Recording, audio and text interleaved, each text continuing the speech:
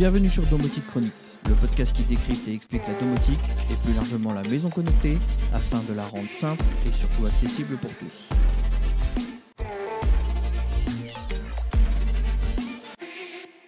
Bonjour à tous et bienvenue dans ce nouvel épisode de Domotique Chronique. Vous n'êtes pas sans savoir que le tarif de l'énergie ne fait qu'augmenter, c'est pourquoi j'ai voulu vous consacrer un nouvel épisode de ce podcast dédié à l'énergie et plus particulièrement la manière dont la domotique peut nous permettre de réduire notre consommation intelligemment sans se restreindre et vous verrez qu'on peut faire de sacrées belles économies si on se penche un peu sur le sujet. Alors qu'avons-nous au programme de ce nouvel épisode ? On va essayer de répondre à plusieurs questions liées aux énergies et à la domotique et notamment à des questions qui me reviennent le plus souvent dans les questions et les commentaires. Je vais essayer d'apporter les réponses aux questions suivantes. Pourquoi la domotique peut permettre de réduire sa consommation ? On verra que ça fait partie des piliers de la domotique, mais encore plus aujourd'hui avec des constructeurs qui font pas mal d'efforts sur des produits accessibles pour nous permettre de restreindre et réduire rapidement notre consommation sans forcément se priver. Ensuite, on verra comment suivre et analyser la consommation d'un appareil, puisque enregistrer, c'est bien, mais à un moment, il faut pouvoir analyser, revenir sur des périodes bien particulières et comprendre ce qu'il se passe, plus particulièrement pour un appareil de la maison que vous soupçonnez énergivore. On verra comment procéder. On verra ensuite comment suivre la consommation d'un appareil ou d'un circuit électrique ou plus globalement de la maison. 3 méthodes qui vont vous permettre d'affiner le tracking des appareils énergivores à la maison et surtout les isoler, les comprendre et voir comment vous pouvez adapter votre consommation sur ces appareils qui sont les plus gourmands chez vous et vous permettre au final de faire quelques petites économies intéressantes. Nous discuterons donc des différents axes possibles permis par la domotique sans forcément débourser trop pour comprendre, analyser et mettre un plan d'action sur votre consommation. Enfin, on reviendra sur un phénomène qui ne cesse d'augmenter, ce sont les stations solaires. Ces petits panneaux solaires, les kits que vous installez chez vous et qui vous permettent d'absorber le talon de consommation de la maison. On vous expliquera tout ça et vous verrez que c'est un petit complément bien intéressant qui au final peut vous permettre de vraiment alléger votre facture d'électricité en fin d'année. Enfin, on fera un petit bilan sur tout ça. Ça fait plusieurs années maintenant que je pratique la domotique et que j'essaye de gérer de manière intelligente les appareils à la maison. Donc je vous expliquerai un petit peu comment ça se passe, qu'est-ce que j'ai pu faire et comment j'ai réussi à faire quelques économies et surtout quelques cas concrets de comment j'ai réussi à traquer, comprendre et vraiment pouvoir réagir sur certaines consommations de la maison. Tout d'abord, pourquoi la domotique et pourquoi elle peut permettre de réduire sa consommation ? Effectivement, on parle souvent que la domotique c'est un bon outil pour faire de l'automatisation à la maison, c'est son rôle premier. Faire de la sécurité, alors ça n'est pas son rôle mais elle en est capable. Bien sûr, un système d'alarme domotique, je le dirai jamais assez, mais n'est pas aussi sécurisé qu'un véritable système d'alarme. Cependant, il permet de faire à peu près la même chose avec un budget beaucoup plus restreint et même une connectivité un peu plus poussée et donc quelques intelligences derrière que vous ne pourriez pas avoir avec un système d'alarme, on va dire professionnel. Concernant les économies d'énergie, eh bien la domotique aujourd'hui regorge de petits modules prises et autres sur différents protocoles qui vous permettent de suivre la consommation d'un appareil, d'un circuit ou plus globalement de la maison. Et donc forcément, le fait que toutes ces données sont collectées, stockées dans la base de données du système domotique va vous permettre de non seulement voir à l'instant T votre consommation, si vous démarrez un appareil que vous pensez énergivore, vous regardez avant, vous regardez une fois allumé et vous vous rendez compte qu'il y a un pic. Mais surtout, la domotique va vous permettre de revenir sur une période donnée et là, vous allez pouvoir affiner votre recherche et réellement comprendre ce qui peut consommer chez vous. Alors oui, à l'époque on pouvait dire que c'était un petit peu gadget, bling bling, oui on avait des graphiques, c'est bien, mais il y avait très peu de modules en fait. Donc forcément on était assez restreint, c'est pas forcément les capacités de la domotique qui se sont décuplées avec le temps, bien que les systèmes se sont largement améliorés, largement plus user-friendly et donc accessibles à tous donc forcément un impact plus fort. Mais surtout, vous avez des constructeurs qui ont fait les efforts nécessaires pour proposer des périphériques et des modules qui vont pouvoir vous permettre assez simplement de suivre l'énergie consommée par un appareil en particulier, un circuit électrique en particulier, ou plus globalement la maison. Le mieux étant le combo des trois qui va vous permettre de vraiment avoir une vue beaucoup plus macro avec le général, mais également avec les sous-parties, c'est-à-dire les prises ou les différents circuits. La VMC par exemple, on ne pense pas que ce petit moteur est un moteur qui consomme, et pourtant c'est quand même une source de consommation importante sur la maison. Un chauffe-eau, je ne vous en parle même pas, c'est un des postes les plus consommateurs de la maison. Vous pouvez aussi suivre la consommation de votre four, plaque à induction, bref, ça, il n'y a pas beaucoup de limites là-dessus. Ça vous permet d'éclater un petit peu le suivi de consommation dans différentes zones de la maison. Vous pouvez par exemple suivre le garage, enfin, vous verrez que on peut par ce moyen vraiment découper, avoir une notion globale, c'est bien, on sait forcément ce qu'on paye au bout, mais ce qui est intéressant c'est de creuser et de regarder, d'éclater un petit peu cette consommation pour regarder quels sont les postes les plus énergivores à la maison et du coup faire un travail là-dessus derrière pour pouvoir tout simplement améliorer votre consommation. Il y a forcément des petits ajustements à faire et vous verrez que sans forcément se priver, c'est sûr on peut couper aussi le disjoncteur général et là on ne consomme plus. Ce n'est pas le but c'est de, en toute transparence, traquer les watts, kilowatts que vous utilisez sans le savoir, appareil en veille ou autre, et ou appareil que vous n'utilisez pas dans les bonnes plages horaires par exemple. Et donc de par ce petit effort qui est plus ou moins transparent, vous allez pas changer votre façon de consommer, mais vous allez changer le chiffre sur la facture. Donc c'est très intéressant. Et pour ça, il faut avoir des enregistrements sur une assez longue période qui vont vous permettre de revenir un peu en arrière et de découper, de comprendre, de savoir qu'à telle heure vous mettez les machines, le lave-vaisselle, que vous avez votre cumulus qui se déclenche à telle heure. Bref, grâce à cette analyse fine, vous allez comprendre et puis vous allez adapter votre consommation. Alors oui, on peut le dire, la domotique, grâce à tous ces petits outils et cette performance, va vous permettre de réduire votre consommation, de la comprendre et forcément de pouvoir agir dessus. Donc oui, la domotique permet réellement de faire des économies d'énergie. Bien sûr, j'utilise ici le cas de l'électricité, mais vous pouvez tout à fait le transposer à la consommation d'eau ou à la consommation de gaz. Voyons maintenant comment analyser et suivre et réduire la consommation d'un appareil. Avant de dire qu'on va réduire et faire des économies, il faut pouvoir mesurer. Pour mesurer la consommation d'un appareil en particulier, le plus simple, qui est accessible au plus grand nombre et qui ne coûte que très peu d'argent, c'est la prise connectée. Il faut pour cela une prise connectée qui ait cette capacité de mesurer la consommation. Une prise connectée basique qui ne fait que du on-off depuis une application ou depuis un système domotique ne va pas vous apporter cette capacité. Elle pourra vous servir par la suite dans de l'amélioratif si vous voulez, mais si vous voulez faire une analyse approfondie, il vous faudra une prise connectée capable de mesurer la consommation et de la retourner au système. Les prises connectées Wi-Fi qui ne seraient pas compatibles avec la domotique, il y en a très peu aujourd'hui, la plupart sont compatibles, mais si vous ne seriez pas équipé en domotique et que vous faites l'acquisition d'une prise connectée Wi-Fi compatible Tuya ou je ne sais quoi avec une application, vous allez pouvoir voir à l'instant T, effectivement, mais il faudra un système domotique pour permettre une analyse approfondie, de revenir sur certaines périodes, d'avoir des courbes que vous allez pouvoir superposer avec d'autres. Bref, la prise connectée en elle-même, elle est très bien si elle est utilisée avec un système domotique. Si elle est utilisée de manière autonome avec son application, vous serez rapidement limité. C'est très bien, vous la branchez sur un appareil et vous voyez combien il consomme à l'instant T. Par contre, si vous voulez faire une analyse dans le temps, ce qui est conseillé de faire vraiment pour comprendre et pouvoir agir comme il faut, vous devrez connecter cette prise au système domotique. C'est pour ça que la domotique va quand même permettre d'aller beaucoup plus loin qu'un écosystème d'objets connectés via une application qui lui sera assez restreint.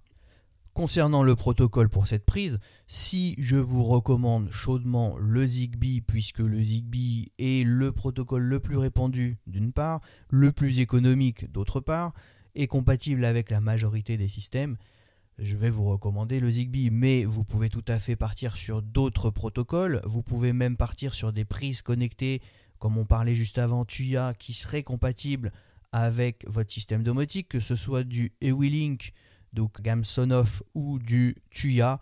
Et là, vous avez toute une série de prises, même parfois un peu chinoises et pas très chères, que vous pouvez rendre compatibles avec votre système domotique. Allez-y, ça vous coûtera pas très cher et vous pouvez y aller. Ceci dit, on a vu il y a quelque temps la prise Nous Zigbee sur le blog, un prix défiant toute concurrence, 16 ou 17 euros de mémoire. Je crois même qu'elle est un peu moins chère pendant les périodes de promotion.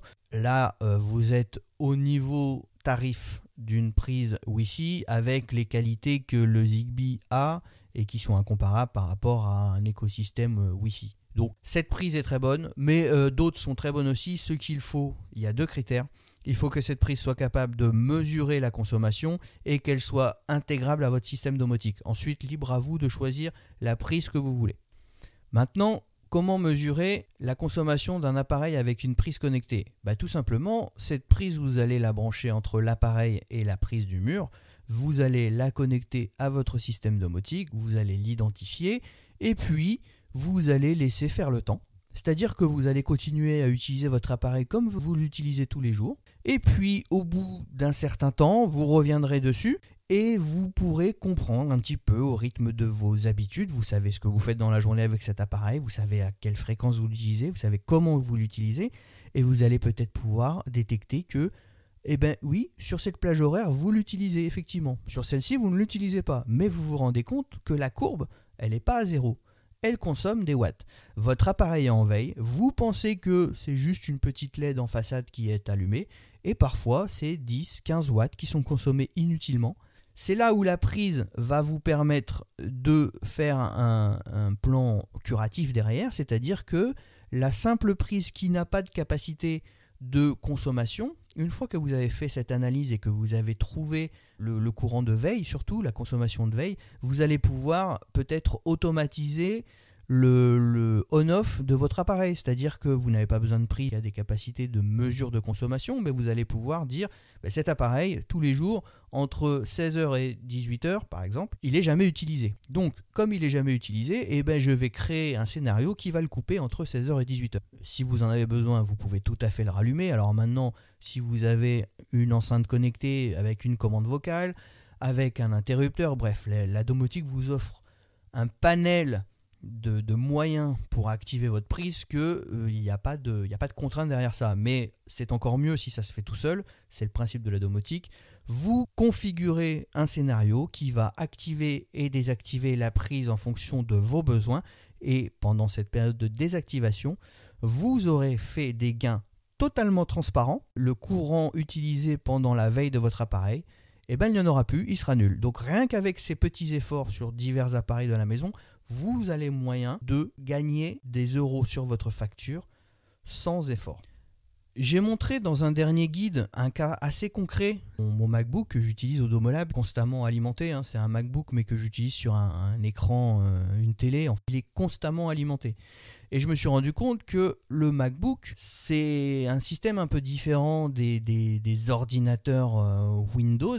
C'est-à-dire que l'OS, pour système de fonctionnement, d'être toujours rapidement accessible. C'est-à-dire que le système n'est jamais éteint. Et vous remarquerez, si vous êtes utilisateur Mac, on n'éteint jamais, on redémarre rarement. Le système est toujours prêt à démarrer. Mais pour cela, il consomme un petit peu. Et en mettant une simple prise connectée sur mon MacBook, je me suis rendu compte que même si je ne l'utilise plus et qu'il est censé se mettre en veille, le ventilateur ne tourne pas forcément ou très peu, on se rend compte que il consomme, et il consomme pas qu'un petit peu, c'est-à-dire que de temps en temps on a des petits pics de tension parce que il en profite pour faire les mises à jour, il en profite pour faire tout un tas de choses qui pourraient vous handicaper pendant que vous l'utilisez. Donc le système est assez intelligent pour se dire l'utilisateur n'utilise pas son ordinateur en ce moment, je vais en profiter pour faire toutes mes tâches de maintenance. C'est très bien, mais si vous faites ça tout le temps, vous vous rendez compte que La nuit, quand je n'utilise pas mon MacBook, celui-ci consomme pas mal d'énergie. Une simple prise, comme je vous ai expliqué juste avant, qui me permet avec un petit interrupteur Ikea sous le bureau.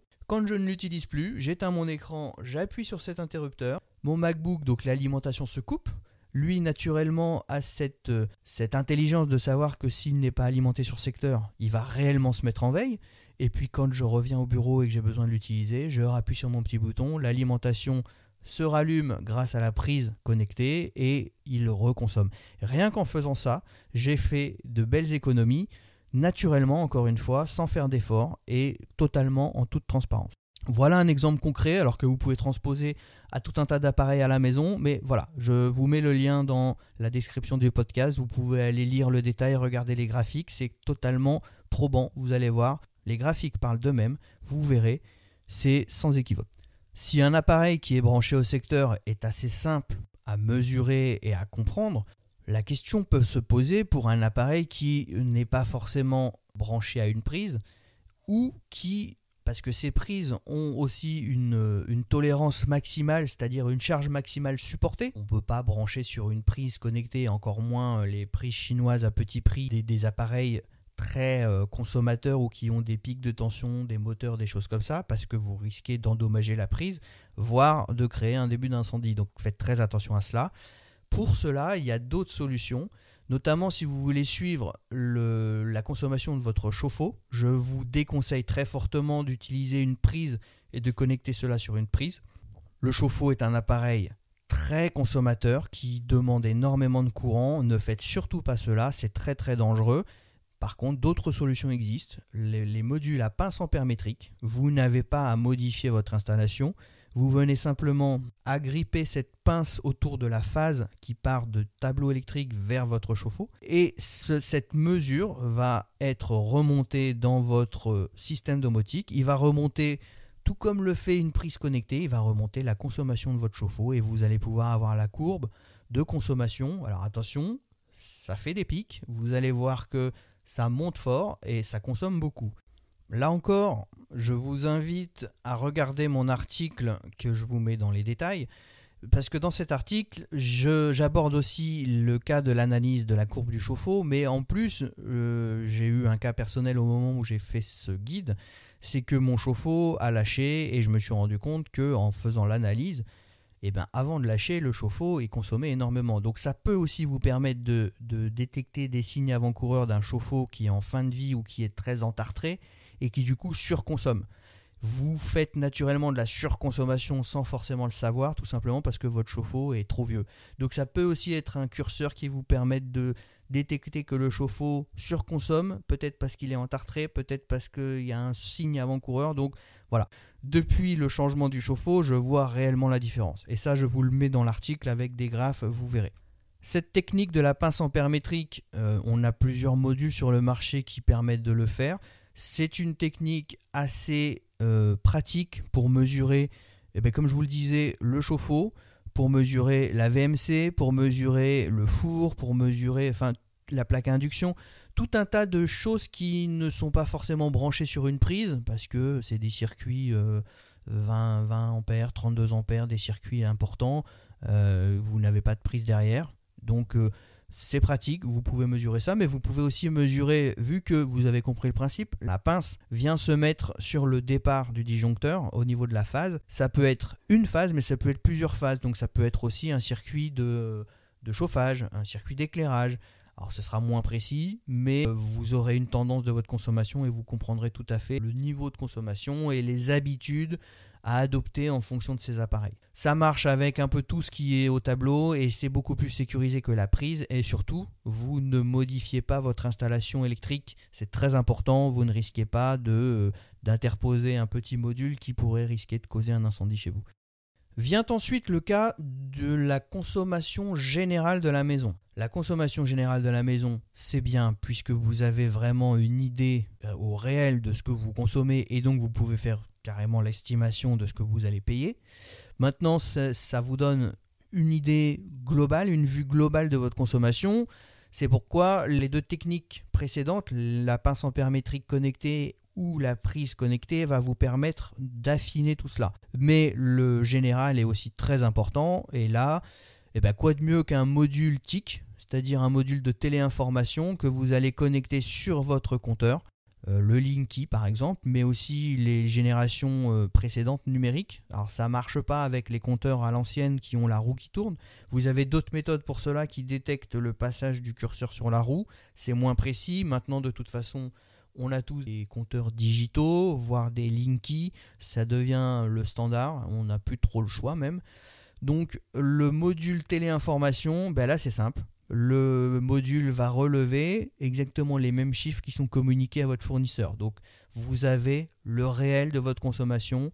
Si vous avez le bon plugin ou le bon système domotique, vous pouvez mettre votre option tarifaire dedans et du coup vous avez en réel le coût que vous allez payer. Donc plus de surprise sur la facture. Et en plus, vous voyez combien vous consommez en fonction de vos habitudes. Vous savez que ce mois-ci, vous avez surconsommé parce que, ce mois-ci, on a sorti le spa. Et le spa, c'est génial, mais ça consomme. Ce mois-ci, il fait beau. La piscine, elle a surconsommé puisque plus il fait chaud, plus l'eau est chaude, plus il faut la filtrer. Bref, tout ça, vous allez pouvoir vous en rendre compte naturellement avec tous les moyens que je vous ai donnés. Le module TIC, c'est très bien. Vous avez un module, le Lixi qu'on a testé récemment qui est vraiment très très bien, un module sans fil en Zigbee.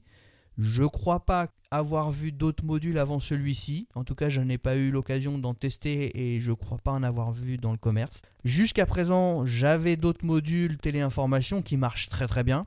Le problème derrière ça, c'est que c'était des modules filaires. Alors il faut avoir la box domotique à proximité du tableau électrique puisque généralement c'était des modules USB. L'USB, vous ne pouvez pas aller au-dessus de 5 mètres sans avoir un répéteur. Donc ça restreint un petit peu. Si votre compteur est dans la rue ou dans le garage et votre box domotique dans la maison, ça devient vite contraignant. Le Lixi vous permet, étant donné que c'est du Zigbee, et que vous avez plusieurs répéteurs dans la maison, vous permet d'étendre votre réseau et même si celui-ci est dans la rue, si vous arrivez à mettre des modules qui font répéteur, ce sont des modules qui sont alimentés, des micro-modules ou des prises que vous arrivez à mettre un petit peu dans le garage, dans le jardin, je ne sais où, entre la box et le compteur, vous n'aurez pas de difficulté à remonter cette donnée, même si votre compteur est dans la rue, dans un coffret, à une vingtaine de mètres dans la maison.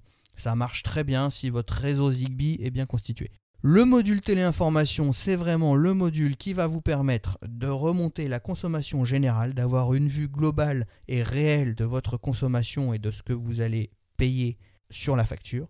Maintenant, il faut, je pense, c'est ma vision, mais pour l'avoir testé, pratiqué et utilisé, et je l'utilise encore au quotidien, le module téléinformation est bien pour donner un global, mais il faut en support des modules pince ampère métrique ou des modules prise connectée pour pouvoir jauger, tester, définir, comprendre et vraiment aux différents quatre coins de la maison, comprendre votre consommation et savoir pourquoi tel mois vous avez surconsommé.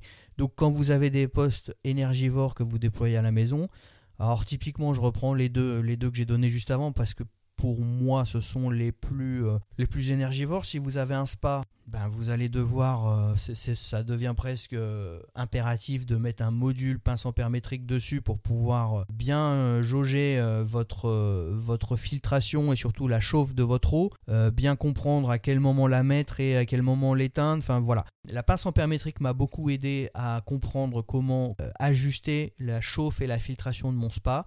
Idem pour la piscine. Alors la piscine c'est un des postes pareil comme je le disais les plus énergivores puisque en pleine saison comme en ce moment la pompe tourne à plein régime, mais d'une part la domotique va vous permettre d'optimiser cela, on y reviendra je pense dans un autre podcast. La domotique va vous permettre d'optimiser la filtration grâce aux différents capteurs et à l'intelligence. Chaque jour dynamiquement le temps de filtration sera estimé et ajusté en fonction de la température de l'eau, de la température extérieure, des conditions météo, bref, de plein de choses. Également, le chauffe-eau qui est quelque chose on ne se rend pas compte, mais qui consomme beaucoup, même si c'est en heure creuse, en mettant une pince ampère métrique dessus, vous verrez que le chauffe-eau, ça consomme beaucoup. Comme je vous le disais, vous verrez qu'il y a peut-être moyen de détecter un chauffe-eau en fin de vie qui surconsomme. Tout ça, vous pourrez le voir en surveillant la courbe de consommation de votre chauffe-eau ou d'autres appareils de la maison. Enfin, la prise connectée, c'est pour moi le passage obligatoire pour commencer à traquer les watts perdus à la maison. Vous pouvez en utiliser une seule. Il n'y a pas besoin d'avoir une prise par équipement. Vous en utilisez une seule que vous déplacez régulièrement sur les appareils. Une fois que vous avez fait l'étude sur un appareil, vous pouvez remplacer cette prise par une prise basique on-off. Cette prise va juste vous permettre, via un scénario derrière, d'ajuster et de couper l'appareil pendant les phases de veille où vous ne l'utilisez pas. Et la prise qui mesure la consommation, vous la déplacez sur un autre appareil et vous refaites une étape qui va vous permettre de reanalyser, recomprendre le fonctionnement de votre appareil et ainsi de suite dans la maison. Je vous mets en détail un guide qui vous permet de réinitialiser la consommation d'une prise, par exemple, si vous êtes sous JDOM. C'est assez pratique. Et puis, vous avez maintenant les différents axes qui vous permettent de mesurer la consommation et forcément de l'ajuster et de l'affiner et vous permettre de faire des économies. Ce sont vraiment 3 axes de la maison assez simples à déployer qui vont vous permettre de faire des gains assez considérables à la fin de l'année.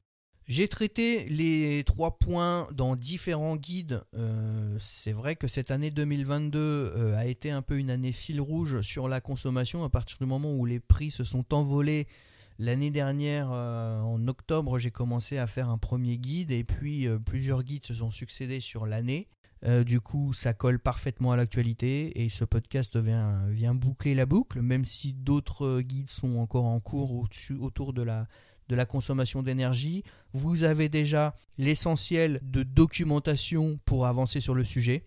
Enfin, le panneau solaire, c'est le petit bonus qui arrive depuis quelques mois. Ça se déploie de plus en plus, les stations solaires.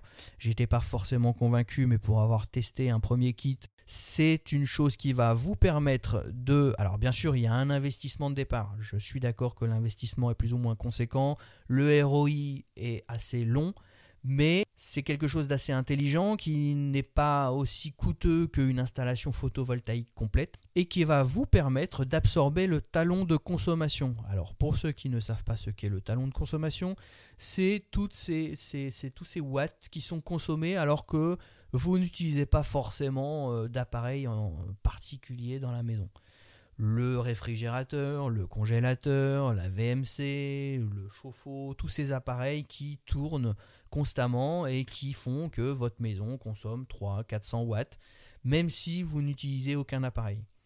Ça s'appelle le talon de consommation et le but de ces petites stations solaires est de vous permettre d'absorber ce talon de consommation. C'est-à-dire que cette station solaire, bien sûr, elle va marcher que sur la journée, elle ne marchera pas la nuit. Des stations comme la BIM que nous avons testées sont capables de générer 300 watts crête, c'est-à-dire que si vous avez un talon de consommation aux alentours des 300 watts, cette station va permettre d'annuler ce talon de consommation, c'est-à-dire que le courant produit par le panneau solaire est directement réinjecté il est branché sur une prise, c'est directement réinjecté dans le circuit électrique de la maison et le premier appareil qui consomme de l'électricité dans la maison va prendre cette électricité gratuite que vous avez générée avec le soleil. C'est assez basique, c'est très efficace. Comme je vous le disais, un des postes les plus consommateurs à la maison, pour moi, c'est la filtration de la piscine. J'ai installé ce kit BIM directement sur le toit du pool house, qui me permet donc de générer du courant directement sur une prise dans le local de filtration. Et du coup, c'est la pompe qui l'utilise. Et on se rend compte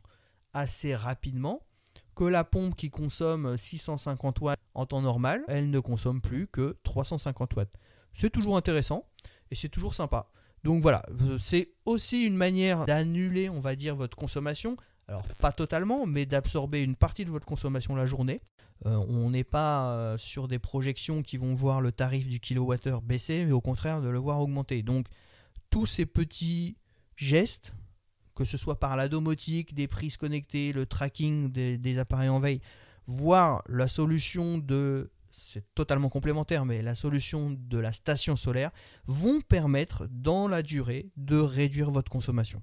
J'espère vous avoir appris pas mal de choses avec ce podcast. Alors bien sûr, c'est des thèmes que j'ai déjà abordés sur le blog, donc si vous nous suivez, vous êtes déjà un petit peu au fait de tout ce que je viens de dire, mais ça permet de faire une synthèse.